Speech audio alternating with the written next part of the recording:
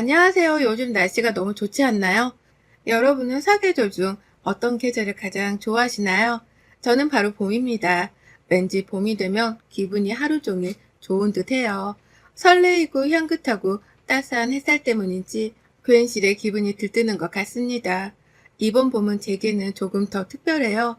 하마터면 인생이 완전 구렁텅이에 빠질 뻔했던 위기에서 벗어나 완전 제대로 된 봄을 맞이하게 되었습니다. 그런 제 사연을 들어주시겠어요? 애랑이와 저는 동갑내기 커플로 연애를 무려 8년이나 했습니다. 처음 알게 된 건 28살에 지인들 소개로 친해졌었고, 그 이후로 밥도 먹고 함께 술도 마시면서 어울리다 30살에 서로의 마음을 확인하고 연애를 시작했죠. 연애를 시작하면서도 저희가 8년이나 연애를 할 줄은 꿈에도 몰랐어요. 남들은 하나둘씩 다 떠나가는 마당에 저희만 장기 연애를 하면서 고충도 많았습니다. 주변에서 귀에 딱지가 않도록 들었던 말이 너네는 왜 결혼을 안 해? 둘 다 비혼주의자야? 계속 주구장창 연애만 하게? 얘는 날 생각이 없는 거야? 너 벌써 노산이야 등등 다시 곱씹어봐도 스트레스를 받을 말들만 들었어요. 저희가 연애만 길게 하고 결혼을 미뤘던 건 솔직히 특별하게 큰 이유는 없었습니다. 단지 연애를 하던 그때가 그저 좋았고 결혼을 하기에는 아직 부족한 부분들이 많았다는 정도였죠.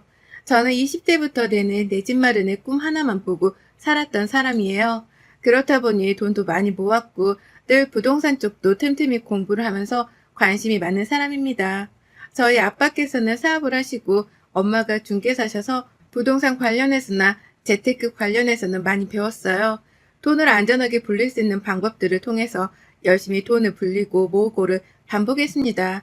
그래서 꼭 35살 전에는 내 집을 살 거다 이 목표 하나만 보고 살았기에 이 목표가 이루어지기 전에는 솔직히 결혼하고 싶지 않았어요. 요즘 세상에 꼭 남자가 집을 해와야 하는 건 아니기에 제가 집을 해갈 수도 있죠. 그러나 집을 해가는 만큼 서로 어느 정도 경제적으로는 여유가 있기를 바랬습니다.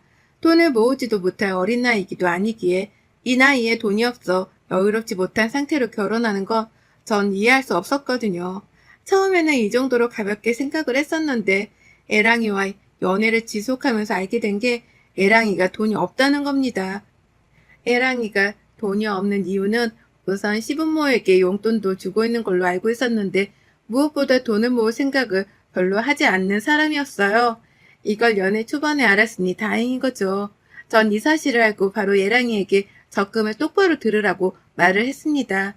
말로만 매번 결혼을 할 거네 뭐네 이러지 말고 정말 결혼하고 싶다면 내게 돈을 차곡차곡 모으는 걸 보여달라고 했죠. 그래서 매달 애랑이는 급여를 받고 어디에 어떻게 나갔고 어떻게 모으고 있는 건지를 제게 말해줬습니다. 그 덕에 연애 8년 동안 어느 정도는 모을 수 있었어요. 중간에 애랑이가 한 번씩 고가의 제품들을 사려고 들었지만 불필요한 소비라며 뜯어 말렸었죠. 그렇게 연애를 했지만 저 역시도 부족한 부분들이 있었습니다. 전 제 삶을 너무 타이트하게 살았던 사람이에요. 계획 세우는 걸 중시하기에 늘 계획대로 움직였고 여행 같은 건 여름휴가 말고는 꿈도 안 꾸고 그렇게 재미없는 인생을 살았었죠.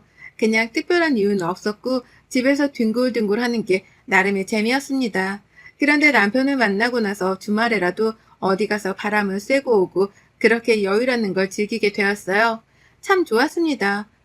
숨통이 트이고 이렇게 살아야 행복하지라는 생각을 했었어요.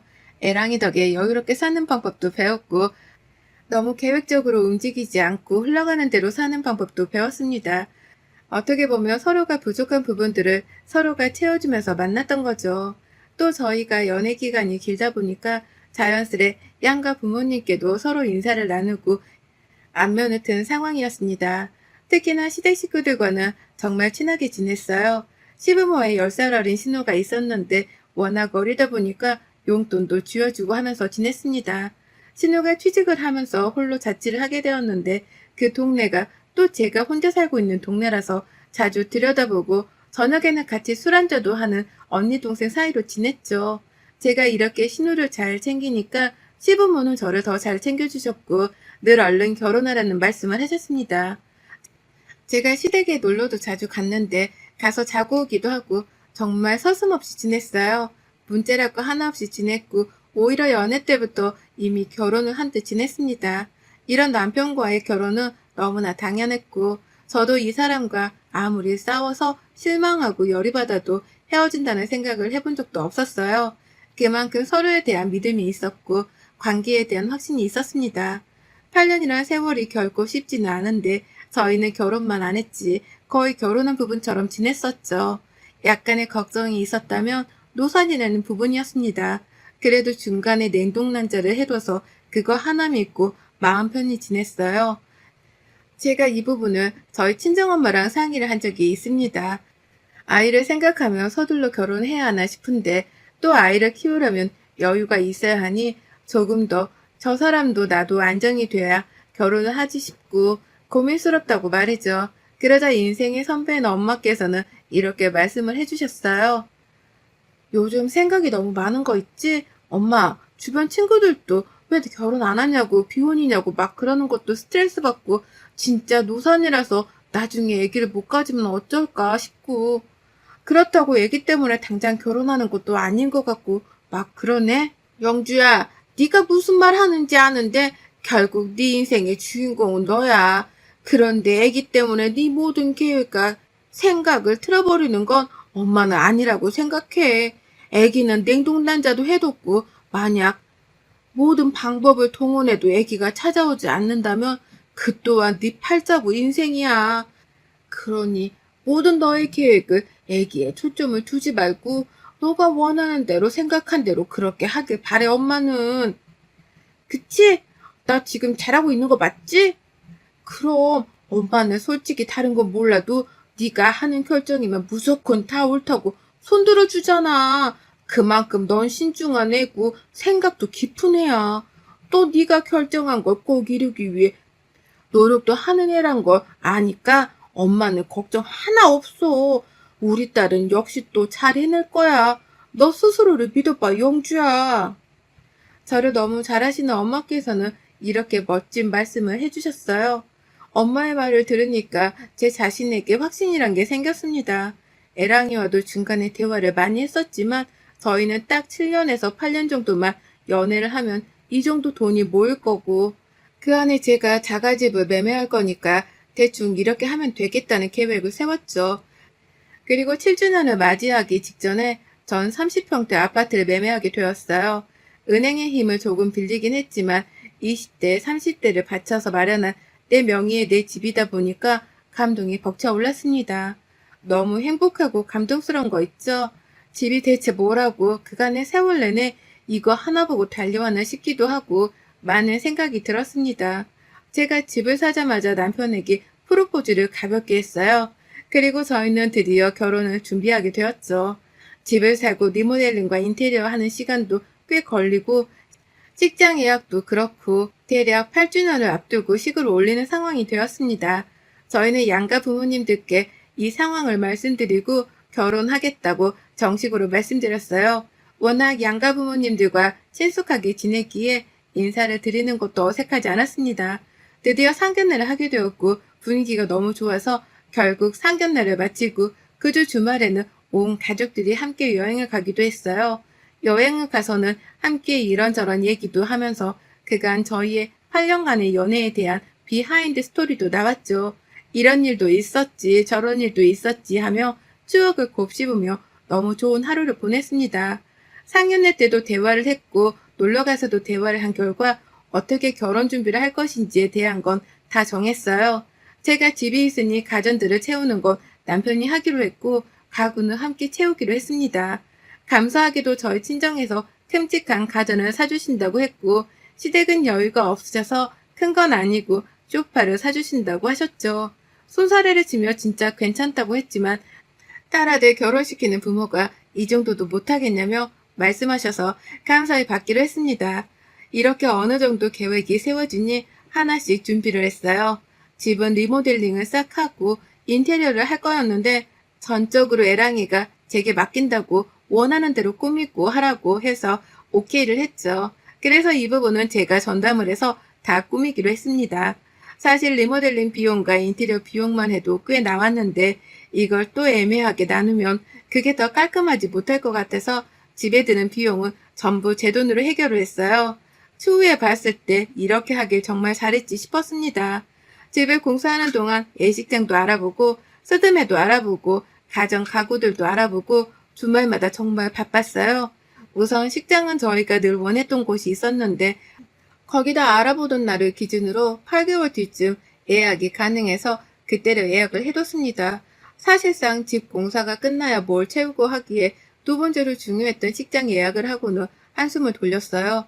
너무 주말마다 바쁘게 알아보고 쉼없이 사니까 서로 예민해지고 힘든 것 같아서 중간에 여행도 다녀왔습니다. 그 후 집 공사가 끝이 나고 저희는 알아봤던 가정 가구들을 집에 들이면서 본격적으로 결혼 준비에 다시 나섰어요. 정말 애랑이와 결혼하는구나 새삼 실감이 났던 것 같습니다. 순탄하게 결혼 준비를 하고 또 일을 하면서 그렇게 일상을 보내고 있었어요. 그러던 어느 날 시모가 전화가 왔습니다. 영준이 바쁜데 전화한 거 아닌가 모르겠네. 아니에요, 어머님. 말씀하셔도 괜찮아요. 통화 가능해요. 그 다름이 아니라 승현이 모르게 둘이 좀 만났으면 하는데 시간 언제가 괜찮겠니? 무슨 일 있으신 거예요, 어머님? 우선은 저 오늘 퇴근하고도 괜찮아요. 그래? 그러면 나 지금 승진네 집에 있으니까 퇴근하고 너네 집에서 좀 보자. 네. 시모는 갑자기 전화가 와서 애랑이를 모르게 둘이 보자고 했습니다. 신우네 집에 자주 오지도 않는데 신우네 집에 있다는 것도 이상했고 무슨 일일까 싶었죠. 궁금함도 있고 기다리실까봐 퇴근 후 부랴부랴 집으로 향했고 시모랑 만나서 대화를 했습니다. 이걸 어떻게 얘기해야 할지 모르겠는데 에휴, 승지가 임신을 했대. 그래서 결혼을 해야 할 것 같은데 지금 너네 결혼하고 얘까지 결혼하고 없는 살림이 너무 빠듯해서. 네? 아가씨가 임신을요? 세상에. 별소리를 다 해봤는데 곧 죽어도 나을 거라고 하는데 어떻게 말리겠니? 그리고 그게 맞기도 하고 근데 승지도 그렇고 사위델론도 그렇고 둘이 쥐뿔도 없어서 우리가 도와줘야 하거든. 정말 미안하지만 1,000만 원만 혹시 어떻게 융통이 어렵겠니? 1,000만 원이요? 어머님 아시겠지만 저도 이번에 집 사고 리모델링하고 결혼 준비하면서 진짜 돈이 없어요. 어떻게 좀 부탁할게. 어쩌냐. 그러면 방법이 없는데 어쩌겠냐. 시모의 말에 전 너무 충격을 받았습니다. 그 어리게만 보였던 신우가 임신했다는 것도 놀라웠고 무엇보다 만나던 남자친구가 어떤 사람인지를 알아서 놀랐어요. 신우와 매일같이 싸우면서도 욕도 서슴없이 하던 약간의 폭력성을 보이던 사람이라서 제가 별로 좋아하지 않았습니다. 그런데 그런 사람과 결혼한다고 하니 진심으로 걱정이 되었죠. 더군다나 신우가 1,000만 원까지 달라고 하니 마음이 너무 불편했습니다. 사실 돈은 있었어요. 그치만 아직 결혼한 것도 아니고 했다고 한들 적은 돈도 아닌 1,000만 원을 쉽게 주는 건 아니라고 생각했습니다. 돈에 장사 없잖아요. 저는 적당히 돈이 정말 없다는 핑계로 거절을 했고 가셨습니다. 그리고 남편에게 이 사실을 절대 말하지 말라고 신신당부를 하셨는데 대체 왜 말하지 말라는 건지 모르겠었죠. 그래도 말을 하는 게 맞지 않을까 싶기도 했지만 본인들이 말할 기회를 주는 게 맞다고 생각을 해서 굳이 말하진 않았습니다. 전화 이후 시모노 영주야 라며 제 이름을 불러주고 상냥했던 모습과는 다르게 변했어요. 뭔가 퉁명스러워졌고 저에게 불만이 가득한 듯 보였습니다. 그런 시모의 모습에 제가 더 상처를 받기도 했지만 괜찮았어요. 그렇다고 해서 1,000만 원을 줄 건 아니었으니 말이죠. 그런데 이상한 게 있었습니다. 이런저런 별의별 얘기를 다 터놓는 신우인데 이상하게 이 얘기를 제게 터놓지 않는 거예요. 그리고 표정이 별로 어두워 보이지도 않고 뭔가 이상했습니다. 늘 신우랑 미래에 대한 얘기를 했기에 신우의 방향성과 성향을 너무 잘 알았거든요. 그래서 알았었죠. 이렇게 준비가 안 된 상태에서의 결혼은 절대 하지 않을 신우인데 대체 어떻게 된 걸까? 솔직히 그게 제일 궁금했어요. 제게 터놓겠지 말하겠지 그렇게 기다렸는데 아무리 기다려도 신우는 말을 하지 않았습니다. 심지어는 제가 떠봐도 말을 하지 않았죠. 이때 5만 가지 생각이 다 들었던 것 같습니다. 제가 믿음직스럽지 못한 건지 못 믿는 건지 또는 꽁꽁 숨기고 싶은 건지 왜 그럴까 별의별 생각이 다 들었죠. 결국 신우에게는 꽤 오래도록 얘기를 듣지 못했고 제가 먼저 신우에게 말을 꺼냈어요. 어머님, 저예요. 잘 지내고 계시죠? 왜 전화했니? 아, 다름이 아니라 아가씨 괜찮은가 해서요. 도통 저한테 말을 안 해서 물어볼 수도 없고 걱정스러워서요. 예, 내가 말했지. 티내지 말라고. 승지 걔가 말 안 하는 건 타유가 있는 건데 네가 알고 있다는 거 알면 걔가 좋겠니? 절대 티내지 마. 알겠어? 아, 네, 그럼요. 먼저 티내지는 않을 건데 아가씨 괜찮은 거죠? 괜찮기는 무슨 돈이 없으니 뭘 하지도 못하고 서로 답답한 상황이다. 진짜로 돈이 웬수다 정말. 에휴, 없는 부모 밑에서 컸으면 지들이라도 여유롭게 살 것이지. 아유, 내 팔자야. 어머님, 아무튼 승현이 승지한테 절대 티내지 말고 모른 척하고 조용히 있어. 그리고 500만 원이라도 어떻게 어렵겠니? 어머님, 제가 있는데 안 드리는 게 아니에요. 정말 돈이 없어요. 죄송해요. 시모에게 전화를 해봤을 때는 신세 한타를 늘어놓더니만 결국 돈 얘기로 마무리가 되었습니다. 마음이 편치 않고 뭔가 찝찝한 구석이 있었지만 그러려니 하고 넘겼어요. 뭔가 이유가 있겠지 생각하면 말이죠. 사실 저 문제에 너무 깊게 신경을 쓸 수가 없던 게 제 문제만 해도 정신없고 바빠서였습니다. 워낙 정신이 없고 바쁜데 뭘 그렇게 붙잡고 있겠습니까? 결혼 준비에 집중을 하다 보니 하나도 정리가 되는 듯 했어요. 그러던 중 시모는 저희에게 전화를 해 집으로 초대했습니다. 저녁에 와서 술 한잔 하자고 말씀을 하셨죠.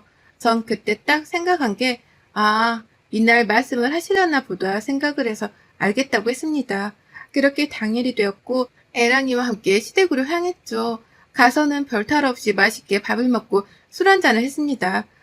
어느 정도 진행이 되고 있냐부터 시작해서 저희가 식전에 살림을 먼저 합치려고 계획을 했는데 이 부분에 대해서 찬성한다고 말씀을 해주셨죠. 저는 이미 집에 들어가 있었고 애랑이가 들어오면 되는 상황이었기에 어떤 방법으로 언제 들어갈 거냐 뭐 이런 일상적인 대화를 했습니다. 그런데 신우가 소주를 마시는 거예요. 저 진짜 순간 너무 놀라서 신우에게 뭐 하는 짓이냐고 말하고 소주잔을 확 빼앗아 버렸습니다. 아가씨, 지금 뭐 하는 거예요? 소주를 왜 마셔요? 네? 언니, 왜 그래요? 뭘 왜 그래요? 세상에. 산모가 술을 마시면 어떡해요? 아가씨 미쳤어요? 어머님은 안 말리고 뭐 하세요, 진짜? 네? 누가 산모예요? 저요? 제가 임신했다고요? 그게 무슨 소리예요? 언니, 제가 왜 임신을 해요? 저 아닌데? 네?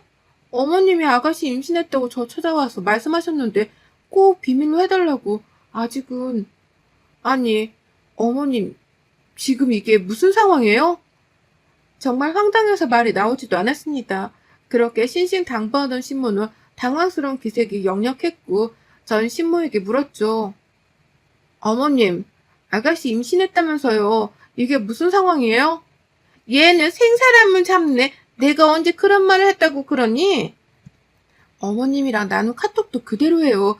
그렇게 발뺌하지 마시고 설명을 해주세요. 어머님, 아가씨 임신해서 결혼시켜야 한다고 1,000만 원도 빌려달라고 하셨잖아요. 어떻게 그런 거짓말을 하세요? 저 지금 너무 충격적이네요. 그래서 그렇게 이 사람한테도 아가씨한테도 티내지 말라고 하셨던 거예요? 제가 1,000만 원 드렸으면 어디에 쓰시려고 했는데요. 엄마, 이게 사실이야? 대체 왜 그런 거짓말을 했어? 엄마, 이게 무슨 말이야? 언니 말이 사실이야? 아유, 그래, 내가 거짓말 좀 했다. 왜? 이렇게 안 하면 네가 1,000만 원 안 빌려줄 것 같아서 그랬다. 빚은 해결은커녕 점점 늘어가니 답답한 마음에 딱 1,000만 원만 있으면 급한 불 끄니까 그래서 그런 건데 그게 그렇게 잘못한 거니?